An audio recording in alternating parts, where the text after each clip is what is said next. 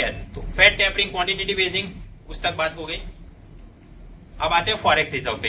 दो सवाल, एक ये चीन वाला ने $4 ट्रिलियन तक का अपना फॉरेक्स रिजर्व कैसे बना लिया, चाइना युआन को अंडर वैल्यू रखता है तो वो कैसे रखता है, और सर्वे वाले बोलते हैं कि भारत को भी अपना फॉरेक्स रिजर्व बढ़ाना है तो वो कैसे बढ़ाना है, उसकी बातें करें। फर्स्ट थिंग, एक्सचेंज रेट कि ये $1 मतलब 50 रुपए 60 रुपए, ये कौन और कैसे तय करता है, ये हम L3P2 पावर पॉइंट में देख चुके हैं। एक तो होता है फिक्स्ड एक्सचेंज रेट रिजीम और दूसरा होता है floating exchange rate regime. Real life में दोनों के बीच वाला होता है manage floating rate regime, right, कि जब बहुत वॉलेटिलिटी हो तो सेंट्रल बैंक आके इंटरवीन करेगी। कैसे कि रुपी का एप्रिसिएशन होना रोकना है, then you start purchasing dollar, और रुपी का डेप्रिसिएशन होना रोकना है, then you start selling dollars from your forex reserve. तो ये क्या क्या किया गया, सर्वे वालों ने पूरे आंकड़े जोड़े, as such not important for the exam. तो एक तो ये बात हुई कि मतलब फॉरेक्स रिजर्व अपने पास होना चाहिए ताकि ये वॉलेटिलिटी के सामने आप मैनेज फ्लोटिंग रेट में मेंटेन कर सको। Second thing, balance of payment हमने पढ़ा था कि भारत के करंट अकाउंट तो वहां पर डेफिसिट होता है, लेकिन कैपिटल अकाउंट तो वहां पर सरप्लस होता है, राइट। फिर एरर और ओमिशन निकालो, एंड में ओवरऑल बैलेंस निकलेगा अपना, यहाँ पे प्लस में कुछ जवाब आया, वो सारा रिजर्व बैंक अब्सॉर्ब कर लेगी। अगर बैलेंस ऑफ पेमेंट में यहाँ पर ओवरऑल बैलेंस प्लस में मिला तो वो सारा डॉलर्स बाजार से आरबीआई खरीद लेगी, ताकि एंड रिजल्ट में क्या हो, बैलेंस ऑफ पेमेंट का जवाब 0 आ जाए। वो 0 नहीं आए तो क्या तकलीफ हो सकती है, पुराने L3P2 में आप देख लीजिएगा। खैर, तो मतलब बैलेंस ऑफ पेमेंट में ये ओवरऑल बैलेंस प्लस में आ जाए तो अपना फॉरेक्स रिजर्व ऑगमेंट किया जा सकता है। धीरे धीरे आरबीआई का हाँ ऑगमेंट हुआ है। ओवरऑल रैंकिंग बताया गया है लेटेस्ट क्या, चाइना नंबर 1 फॉरेक्स रिजर्व में $3,840 बिलियन, और ट्रिलियन में निकालो तो 1 ट्रिलियन माने 1000 बिलियन डॉलर, तो करीब 4 ट्रिलियन के आसपास चल रहा है। फिर Japan, Switzerland, Russia, Brazil, Bharat का नंबर है 8। तो रैंकिंग वाइज पिछले साल भी 8वें थे, इस साल भी, बट क्वांटिटी वाइज पहले से अपना फॉरेक्स रिजर्व का माल बढ़ा है। फॉरेक्स रिजर्व में भारत के क्या क्या कंपोनेंट प्रीलिम में याद करके जाना है। एक तो होता है foreign currency, then gold, SDR और रिवर्स ट्रांसपोजिशन, राइट। और इमर्जिंग इकोनॉमी में ब्राजील के बाद भारत का दूसरा नंबर है फॉरेक्स रिजर्व के मामले में। खैर, अब आते हैं कि भाई चीन वालों ने ये यहां पर नंबर 1 हो गए, $4000 ट्रिलियन, वो कैसे बना दिए। टर्म यूज किया है इकोनॉमिक सर्वे ने, चाइनाज मर्केंटाइल पॉलिसी। ये मर्केंटाइल पॉलिसी क्या है, मेन फोकस रहता है इंपोर्ट को रिस्ट्रेन करेंगे ये लोग। इंपोर्ट रिस्ट्रेन कैसे करते हैं चाइना वाले, इनकी आईटी इंडस्ट्री को इनके सरकारी निगम, state owned enterprises SOE, they are opaquely controlling it. तो मतलब भारत की सर्विस इंडस्ट्री वहां पे जा नहीं सकती, राइट। सेम वे फार्मास्यूटिकल आप याद करो, जल्दी जल्दी क्लियरेंस दे नहीं रही है। फूड आपने एक्सपोर्ट किया तो एसपीएस अग्रीमेंट, ये तकलीफ वो तकलीफ, पेस्टिसाइड, फ्रूट फ्लाई, कोई भी बोल के बैन कर दिया। और मैन्युफैक्चरिंग सेक्टर में तो इनका लोकल मार्केट ही, चीजें इतनी सस्ती है कि बाहर का कोई बिक नहीं सकता। तो मतलब इंपोर्ट रिस्ट्रेन कैसे कर दिए ये सारी मदद से। सामने ये लोग एक्सपोर्ट कैसे प्रमोट करते हैं, इनकी ये सरकारी निगम, स्टेट ओन्ड एंटरप्राइजेस, इनको सस्ते में लोन मिल जाती है, सब्सिडी मिल जाती है ऊपर से। सेम वे अगर कोई विदेशी कंपनी चीन में अपना कोई यूनिट लगाती है, राइट, और वहां पे कोई चाइनीज व्यक्ति काम कर रहा है, वो सारी टेक्नोलॉजी रिसर्च चोरी करके सामने ही अपनी दुकान खोल ले। Technology piracy is rampant in China, और कोई उसके सामने ये लोग कार्रवाई करते नहीं है। कोयला इनके पास है, हाँ, उससे ढेर सारा स्टील बनाते हैं, याद करो, वो डंपिंग भी कर रहे हैं, कोई खरीदता नहीं। रेयर अर्थ भी इनके पास, रेयर अर्थ मिनरल से वो मोबाइल और सर्किट चिप में वो चाहिए, और लेबर अब्यूज भी नेग्लेक्ट किया जाता है। तो इन सारे चीजों के चलते चाइना में बनाया गया माल वो रिलेटिवली सस्ता होगा कंपेयर टू भारत, यूएसए, कोई भी। लेबर अब्यूज पे फोकस करते हैं। भारत के अंदर वो शिवकाशी पटाखा फैक्ट्री तो बच्चे काम करते हैं, राइट। आपने अगर कोई ऑनलाइन शॉपिंग में मंगाया हो तो वो बबल रैप आता है उसके साथ, ये कौन बना रहा है, चीन वाले। वहां पे बाल मजदूर, चाइल्ड लेबर इज रैम्पेंट, और कोई ह्यूमन राइट्स, कोई एनजीओ वहां पे पूछने वाला नहीं है। मोटोरोला, मोटो जी बहुत चल रहा है आजकल। ये मोटोरोला कंपनी की फैक्ट्री है चाइना में। ये है बंक बेड्स, डबल शिफ्ट में 24 घंटे काम होता है। ये जो बंदे अभी सो रहे हैं, इनको, ये मजदूर है कंपनी के, but they will have to pay rent to the company, और ये जाएगा फिर दूसरी शिफ्ट वाला आदमी। तो जैसे मिलिट्री में चल रहा है, इसी स्केल पे ये लोग काम कर रहे हैं। कैंटीन में इनको जो खाना दिया जाता है उसके लिए कि घर से आपको वो बर्तन लेके आने हैं और फिर भी आपको कैंटीन में खाने का पैसा भी देना है। विश्व के अंदर जो भी खिलौने बिकते हैं 75% या 3/4 कौन एक्सपोर्ट करता है? चीन वाले। 35 लाख लोग यहाँ पे काम कर रहे हैं। लेबर सिक्योरिटी, सोशल सिक्योरिटी कुछ भी नहीं। जहरीले केमिकल्स का यूज किया जाता है। ऐसे खराब मशीन, हर साल लगभग 10 लाख लोग इंजर्ड भी हो जाते हैं। तो इसको बीमे में पैसे दे दिए, कंपेंसेशन कोई प्रावधान नहीं है। क्यों? वो गया तो कोई दूसरा माइग्रेंट आ जाएगा। They are not concern with this. और वहां कोई कि अपना लेबर का ये, या फिर एनजीओ वाले कुछ कर देंगे, या हिंदू वाले, nobody is going to ask them anything. अभी टाइम मैगजीन में नरेंद्र मोदी का इंटरव्यू लिया गया और उन्हें पूछा कि अगर आपको जी जिनपिंग जैसे पावर मिल जाए, डू यू थिंक कि वो आपको जल्दी जल्दी रिफॉर्म लाने में मदद करेंगे? उन्होंने तो खैर बोला कि नहीं, डेमोक्रेसी वगैरह, बट क्योंकि चाइना के अंदर तो पूरा ऑथोरिटेरियन लेबर अब्यूज चल रहा है, स्वाभाविक है लेबर कंपोनेंट उनका बहुत सस्ता है। आईफोन बनाने वाली कंपनी है फॉक्सकॉन। चीन के हाइनान प्रोविंस में इन्होंने एक सिटी जैसा ही बना दिया जहां पे 2 लाख से ज्यादा वर्कर काम कर रहे हैं। और कितना स्ट्रिक्ट, अगर बंदे ने टॉयलेट ब्रेक भी लेना हो तो फॉरमैन से रिटर्न परमिशन लेके जाना पड़ता है। 15 कलाक तक उनसे दिन में काम कराते हैं, ओवर टाइम के नाम पे कुछ भी नहीं। कैंटीन यूज किया तो पैसा दो, बंक बेड में आप सोए तो पैसा दो, राइट? तो मतलब जो भी मंथली सैलरी आई घर पे भेजने के लिए उनके पास कुछ भी नहीं है। But from company point of view आप सोचो कि ऐसा करने पे क्या है मजा? स्टील, कोयला, वो सब तो सस्ता, रेयर अर्थ मिनरल वहां से वो भी सस्ता, प्लास्टिक भी सस्ता, एनवायरमेंट के नाम पे कोई टैक्स देना नहीं है और लेबर को भी बहुत पैसा देना है। तो and result is cost of production is very low. ये तो एक बात हुई। तो मतलब कॉस्ट ऑफ प्रोडक्शन लोग क्या, कौन कौन से एंगल से, वो समझ लिया। सेकंड, चीन वाले युआन को अंडर वैल्यू रखते हैं। ये दोनों फैक्टर की मदद से एक्सपोर्ट प्रमोट हो रहा है। तो अभी इस पे फोकस करें, how does China keep the yuan under valued. मान लो एक फ्री मार्केट वर्ल्ड इकोनॉमी है, कोई कहीं भी किसी की मदद नहीं करता, कोई इंटरफेयर कंट्रोल नहीं करता। यूएसए है, डॉलर है इनके पास, चाइना है इनके, ये युआन है। अब समझो चीन वाले ये खिलौने बेच रहे हैं वहां पर, राइट? तो स्वाभाविक है अमेरिका से डॉलर चीन के अंदर आएंगे। अब आप समझो कोई कहीं पे भी इंटरफियर नहीं करेगा, देन सप्लाई डिमांड से ही ये चलेगा। मतलब आज की तारीख में अगर $1 6 युआन में बिक रहा है और ये लोग ढेर सारा एक्सपोर्ट कर रहे हैं चाइना वाले, सामने अमेरिका वाले यहाँ कुछ भी एक्सपोर्ट नहीं कर रहे, they are only giving dollars. तो इवेंचुअली क्या होगा? डॉलर का सप्लाई बढ़ता जाएगा, राइट, कंपेयर टू युआन। तो फिर ये $1 जो 6 युआन में बिकता है, फिर 4 युआन, 2 युआन, फिर एक इक्विलिब्रियम आ जाएगा कि $1 बिकेगा 1 युआन में, और उसके भी आगे ये लोग एक्सपोर्ट करते ही जाएं और ये लोग कुछ भी ना करें सामने, तो डॉलर के सामने युआन और महंगा हो जाएगा। मतलब $1 0.5 युआन में एक समय ऐसा भी आ सकता है कि 1 युआन विल गेट $50 और समथिंग। तो फ्री मार्केट इकोनॉमी में तो ऐसा होता जाएगा कि आपका अगर एक्सपोर्ट बढ़ रहा है, then at some point your currency will get strong and you will lose your trade competitiveness. But ऐसा तो चीन वाले होने नहीं दे सकते, right? Otherwise system will collapse. वो क्या कर रहे हैं? पहली बात, जितना सामने एक्सपोर्ट किया अमेरिका में, तो अमेरिका से यहां पर डॉलर आ रहे हैं, और डॉलर और युआन कैसे तय हो रहा है? सप्लाई डिमांड के रूप में, राइट? तो पहला काम तो ये करेंगे, जितने भी डॉलर आए सामने और युआन आप प्रिंट करते जाओ, ताकि चाइनीज फॉरेस्ट मार्केट में डॉलर के सापेक्ष में युआन का सप्लाई हमेशा बढ़ा रहे, right? So like that dollar is relatively strong and yuan is relatively weak. एक तो पहला काम ये करो आप। सेकंड थिंग, ये जितने भी डॉलर आए, टॉय मेकर कंपनी चाइनीज है, उसको डॉलर पे पेमेंट मिला है। अब वो चाइनीज कंपनी क्या करेगी? उसके ऊपर भी कोई चाइनीज एसबीआई तो होगी जहां पे वो अपने जमा कराएगा, राइट?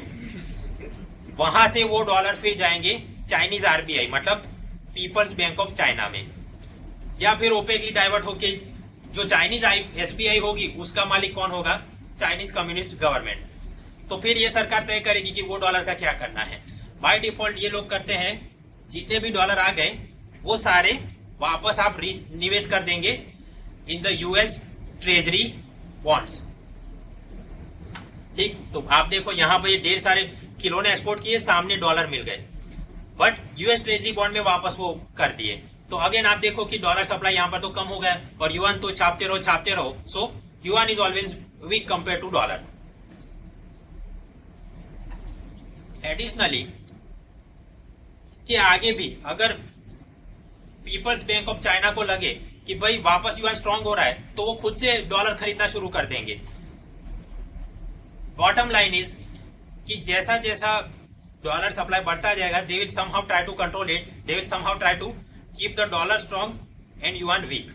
और ऐसा चलते उन्होंने स्टेबिलाईज करके रखा कि $1 मतलब 6 युआन। अब आप सोचो कि $1 मतलब 6 युआन एंड $1 मतलब 60 रुपीज, तो भारत का ज्यादा एक्सपोर्ट होना चाहिए, नहीं होगा। भाई क्वांटिटी वाइज आपने देखना पड़ेगा कि एक खिलौने की कीमत युआन में कितनी है और एक खिलौनों की कीमत रुपीज में कितनी है, राइट। सो एक तो माल इनका खिलौना वैसे भी सस्ता है भारतीय खिलौने से, और they are simultaneously keeping the yuan under valued like this. Under valued कैसे बोला कि अगर फ्री मार्केट इकोनॉमी को ऑपरेट करने देते तो ऐसा नहीं होता। कैसा होता? इस प्रकार से होता कि $1 जो 6 युआन में इवेंचुअली $1 1 युआन में और आगे स्ट्रांग होता रहता। But they are somehow trying to prevent it using all this methods. एक फ्लो चार्ट के जरिए भी यही बात बताई गई है, आप घर पे देखिएगा। बॉटम फंडा यही है कि जितना भी डॉलर आ रहा है they will invest it in US treasury bonds, right, ताकि यहाँ पे से डॉलर सप्लाई कम हो जाए और सामने अगर लगे तो युआन प्रिंट करते जाओ। कोई भी करके डॉलर सप्लाई कम रखना है, यूएन सप्लाई ज्यादा रखना है। खैर, अब चाइना का बैलेंस ऑफ पेमेंट बनाते हैं फॉर द ईयर 2014। उनके यहाँ पे भी सिस्टम यही होगा, करंट अकाउंट है, कैपिटल अकाउंट है। करंट अकाउंट में फिर विजिबल पोर्शन, इनविजिबल पोर्शन, फिर गुड्स, और इनविजिबल में services, income transfer, SIT, right. Income में प्रॉफिट, इंटरेस्ट, डिविडेंड, ट्रांसफर में रिमिटेंस, गिफ्ट, डोनेशन वगैरह। और कैपिटल में क्या होगा? इन्वेस्टमेंट के नाम पे एफडीआई, एफआईआई, लोन के नाम पे सॉवरेन लोन, कमर्शियल बॉन्ड और बैंकिंग कैपिटल। ठीक है, अब इनके आंकड़े जोड़ते हैं। देखिए विजिबल में आप देखो गुड्स वाला, वो तो ट्रेड तो उनका डेफिसिट नहीं होगा, सरप्लस ही होगा। वाई? एक तो आप उनका लेबर अब्यूज चल रहा है, युआन को वो अंडर वैल्यू रखते हैं, तो मतलब एक्सपोर्ट तो ढेर सारा हो रहा है। इंपोर्ट तो वो कम ही करते हैं। How they are restraining it, वो आईटी, फार्मा सभी देखो। एक्सपोर्ट ज्यादा है, इंपोर्ट कम है, मतलब ट्रेड होगा सरप्लस, राइट। फिर यहां पर आप देखो ट्रांसफर में ये होता है रेमिटेंस, मतलब आपके या रिश्तेदार बाहर हैं और वो पैसा दे रहे हैं। तो रेमिटेंस के नाम में विश्व में नंबर 1 कौन है? भारत नंबर 1 है। और फिर चाइना वाले, तो यहां पर भी इनको प्लस प्लस प्लस आ रहा है और यहां पर भी plus plus plus. And result 2014 में इनका करंट अकाउंट डेफिसिट नहीं है, करंट अकाउंट सरप्लस है। कितना? $210 बिलियन प्लस में आ गया जवाब। ओके, कैपिटल पे फोकस करते हैं। आप देखो, to keep the yuan under valued, China वाले क्या करते हैं, उनकी सरकार, उनकी बैंक डॉलर जो भी आए वो वापस यूएस ट्रेजरी बॉन्ड में निवेश कर देते हैं। So in other words we can say कि चाइना ने सॉवेरिन लोन दिया यूएसए को। ठीक है, क्यों? चाइनीज सरकार या उनकी बैंक या उनकी पीपल्स बैंक ऑफ चाइना, उन्होंने अपने डॉलर से यूएस ट्रेजरी बॉन्ड खरीद लिए। तो मतलब यहाँ की सरकारी संस्थान बाहर लोन में पैसा घुमा रही है। सो सॉवेरिन लोन के नाम पे वो पैसा जाएगा माइनस में, राइट। सो कैपिटल में माइनस माइनस माइनस होता रहेगा जो भी पैसा आउटफ्लो हो रहा है। एंड रिजल्ट, इनको कैपिटल अकाउंट में सरप्लस नहीं है, डेफिसिट है। 2014 में इनका कैपिटल अकाउंट डेफिसिट है $96 बिलियन। तो भारत के अंदर चित्र उल्टा होता है, अपना करंट अकाउंट में डेफिसिट होता है बट सामने कैपिटल में सरप्लस होता है। यहाँ पे चित्र उल्टा हो गया। अब आपको पता होगा कि बैलेंस ऑफ पेमेंट का मारपीट के जवाब 0 लाना पड़ेगा। यहाँ पर क्या होगा? करंट अकाउंट सरप्लस है 210 बिलियन, कैपिटल अकाउंट डेफिसिट है -96, तो मतलब नेट आपने निकाला मिल जाएगा 210 माइनस 96, तो 114 यूएस बिलियन डॉलर्स। अब ये तो मारपीट के जवाब 0 लाना पड़ेगा, मतलब additionally people's bank of China ने फॉरेक्स मार्केट से इतने डॉलर उठा लेने होंगे, right, in the name of reserve change, ताकि एंड जवाब क्या आ जाए? 0। तो आप सोचो, एक तो वो एच युआन को अंडर वैल्यू रखने के लिए उनकी बैंक डॉलर खरीदती रहती है, और एडिशनली इन्होंने ये जो करंट अकाउंट सरप्लस जनरेट कर दिया, राइट, उसके तहत उनका नेट आ गया, वो वापस उन्होंने रिजर्व चेंज के नाम पे ले लिया। सो हर साल billions of dollars they keep accumulating, और एंड रिजल्ट क्या होगा अपना? यही 3840 बिलियन डॉलर। 2 कारण हुए, एक तो क्या, बैलेंस ऑफ पेमेंट में उन्हें करंट अकाउंट में सरप्लस है बहुत ज्यादा और वो सारा नेट चला जाता है रिजर्व चेंज के नाम पे उनकी बैंक में। And second, people bank of China they keep buying dollars to keep yuan under valued. तो दोनों फ्लो से बढ़ते बढ़ते उन्होंने 4 ट्रिलियन तक पहुंच गए हैं। अब ऐसा फॉरेक्स रिजर्व बड़ा बना दिया हो तो उसके फायदे क्या है, नुकसान क्या है, इकोनॉमिक सर्वे ने गिना दिया। सबसे पहले नुकसान की बात करें, चीन ने अपना फॉरेक्स रिजर्व बड़ा कैसे किया, यूजिंग देयर मर्केंटाइल पॉलिसी, जहां पर कि इंपोर्ट को रिस्ट्रेन किया जाता है, एक्सपोर्ट को बढ़ा देते हैं, राइट, युआन को अंडर वैल्यू रखा जाता है और ऐसा करके उन्होंने बिल्डअप कर दिया। लेकिन ये करते करते the subsequent distortion in financial and exchange market, वो चीन को क्राइसिस के वक्त नुकसान कर जाएगा। कैसे नुकसान कर जाएगा, मान लो अमेरिका वापस क्वांटिटेटिव एजिंग शुरू करता है, मतलब ढेर सारे नए डॉलर जनरेट कर रहा है और स्वाभाविक है उससे कुछ फ्लो होके चीन में आ गए, अगेन मिसमैच हो जाएगा, राइट। तो फिर चीन ने वापस वो सारे नए डॉलर भी खरीद के वापस वहां पे निवेश कराने पड़ेंगे to keep the yuan under valued. आगे चल के ये trans Atlantic partnership, trans Pacific partnership ऐसा बोल के अमेरिका और यूरोप वाले आपस में कुछ पैक कर लें और चाइना के मैन्युफैक्चरिंग गुड्स की एंट्री ही बंद करवा दे, तो आपकी ये मर्केंटाइल पॉलिसी फेल कर जाएगी। आगे चल के किन्हीं कारणों से यूएस डॉलर मान लो कमजोर हो गया तो फिर चीन ने क्या करना पड़ेगा, उसको खरीदते रहो और सामने और युआन आप छापते रहो ताकि डॉलर सप्लाई कम रहे, युआन सप्लाई ज्यादा रहे और आपका युआन अंडर वैल्यू रहे। अब ऐसे केस में अगर युआन छापते रहोगे तो क्या होगा, वो दीनदयाल सूटकेस ले जो योजना, राइट। सेम वे यहां पर भी चीन के अंदर डोमेस्टिक हाइपर इन्फ्लेशन आ सकता है। तो लार्ज फॉरेक्स रिजर्व ऐसे बनाने जाओगे तो ये समस्या आपने को होगी। एंटी पॉइंट्स देख लिया, अभी पॉजिटिव पॉइंट्स कि लार्ज फॉरेक्स रिजर्व होने से क्या फायदे होते हैं। It provides you a geo strategic advantage by the way of hard power and soft power. Hard power कैसे, भारत के अंदर तो फाइनेंस मिनिस्ट्री और आरबीआई ये अलग अलग है, स्वायत्त है, इंडिपेंडेंटली काम करते हैं। चीन के अंदर आप बोल नहीं सकते कि कम्युनिस्ट गवर्नमेंट ये, पीपल्स बैंक ऑफ चाइना ये, राइट, क्योंकि उनकी काउंसिल और कम्युनिस्ट स्ट्रक्चर पूरा ये वाले ही अफसर यहाँ पर होते हैं और ये सिस्टम चल रही है। तो मतलब फॉरेक्स रिजर्व में जितना पैसा है वो मन चाहे उस प्रकार से यूज कर सकते हैं उनकी सरकार।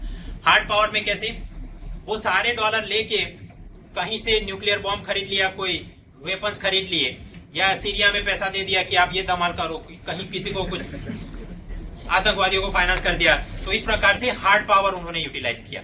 सॉफ्ट पावर कैसे, वो सारे डॉलर्स सस्ते ब्याज में गरीब देशों में बांटते रहो।